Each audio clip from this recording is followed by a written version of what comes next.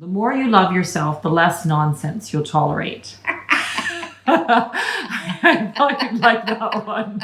I think that's actually just getting older. Yeah. And I'm very lucky that I am allowed the opportunity to get older.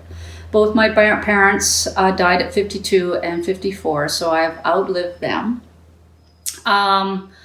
But I've been able to live longer, and my brother died at 36. I've been able to outlive them and a lot of people. So the fact that we are here alive today is a gift. But am I tolerate? I'm less tolerant, and yet I'm more tolerant. And so what I'm less tolerant of is I don't spend any time with people who have harsh judgments of me or other people. I find it very hard to be around negative people because I lived that life when I was a child and a young adult.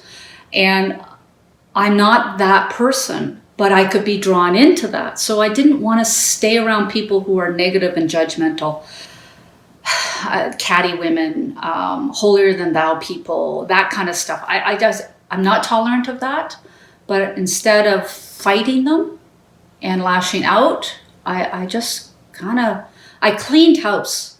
By the time I moved into my own place in 2014, I cleaned house of all the people that did not bring me joy and positivity and kindness. The words kindness and compassion and joy became so much a cornerstone of my life. So yeah, I'm not tolerant in that I just walk away from those people, but I'm extremely tolerant and always have been of different ways of living. And because I knew that my brother, when I was 11 years old, I knew my brother was gay. Before that was even a term back in the 60s. I knew that he was not going to be married and a couple of kids with a wife and all that. I knew that he was gay. So, and again, we didn't even have that term back then. But no one talked about it, but he was who he was, and it was from birth. And I love him dearly, and it was so painful to see him take his own life. And I have great compassion for alcoholics, even though I lived a miserable life around an alcoholic, but I understand they're suffering.